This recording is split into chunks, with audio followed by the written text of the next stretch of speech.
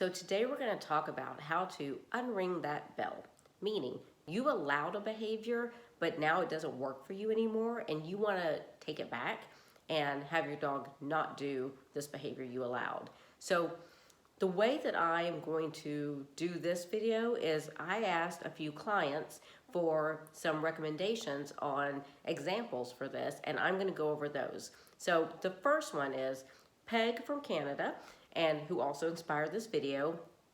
They don't want their dog on the couch anymore, but they've allowed it for months at this point. So what you always want to ask yourself is, what do I want my dog to do instead of this behavior? So in this case, it's be somewhere else, right? Don't be on the couch. So mat training is a fabulous way to teach your dog an alternate behavior. Teach your dog to go to a mat or a place, bed, a blanket, whatever you want. And then every time your dog gets on the couch, tell them to get off and then tell them where you want them to go and reinforce that. It's gonna be tedious because again, your dog has practiced this for a long time, but if you're consistent about it, your dog will learn that this is what they're supposed to do now. So as a compromise, if you wanted to do this, you could always teach your dog to go to a blanket and then maybe put that blanket on one part of the couch, and so your dog understands they can be on this one specific area on the couch. So if you wanted a compromise, that would be a good one, but basically teach an alternate behavior, which mat training is a great alternate behavior for not wanting your dog on a certain place.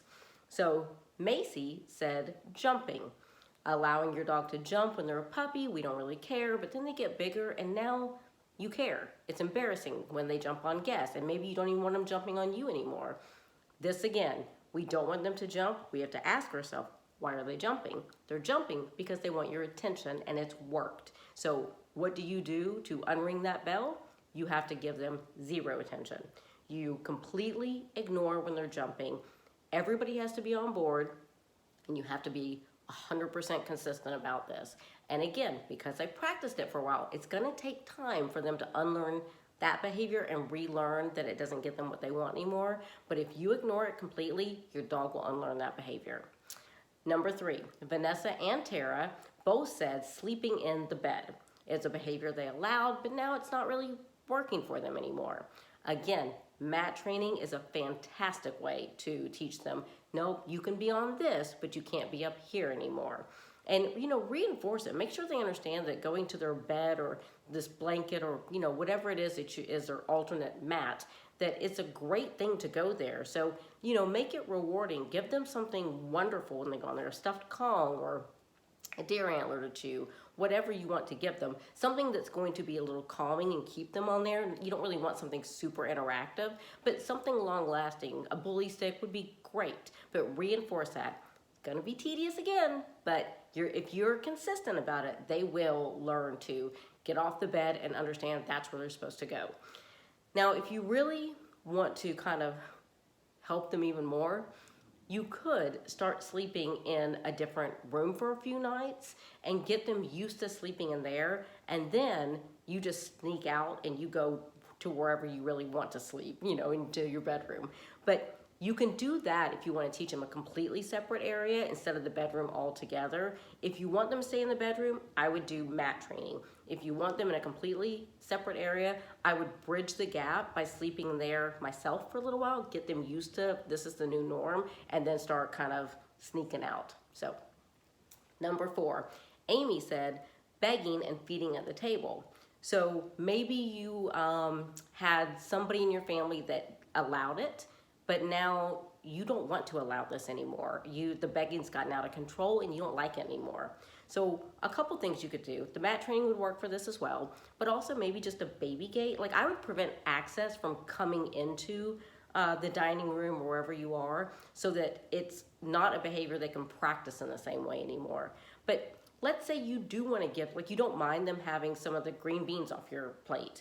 Feed them in their dog bowl. Don't feed them from your plate or from the table or wherever you eat. Feed them in their dog bowl so there isn't, they don't think they're gonna get food, but just kind of hanging down by your feet. So I would prevent access or teach them an alternate behavior such as, again, the place training, mat training, And then if you do want to give them something, give it to them in their bowl, not from your plate.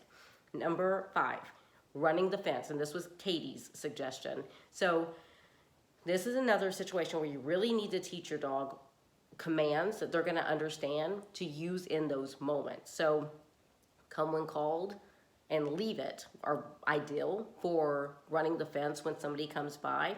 And if your dog has a tendency to ignore you in this situation, you might want to buy a long line. So get a long line so they can do the behavior, but then as soon as they do and you say leave it, if they keep doing it, you can kind of rein them back in or give a very gentle tug on the leash to get their attention. And you have to, this is a highly rewarding behavior, so you're gonna need to incentivize them to do this. So I highly recommend you use really good quality treats for this.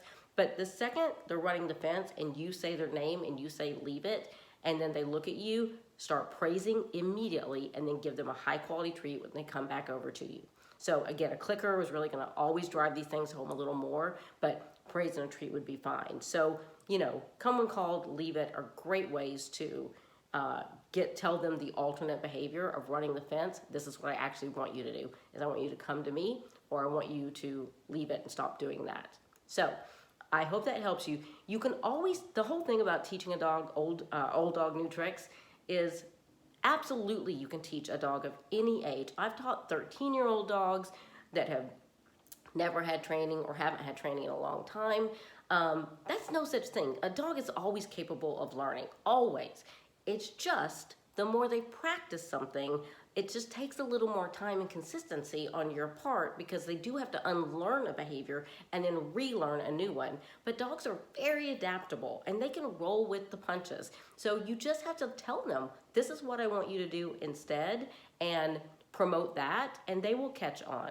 That's the beautiful thing about dogs. So I hope that helps you. Happy training, happy drinking. And by the way, if there's anything that you want me to cover in a topic or in a video, please comment below and let me know. I'm always wanting to take suggestions, and I would love to do more videos on things specifically people want to hear. So please comment, also like and subscribe. And anyway, happy training, happy drinking. I'll see you next time.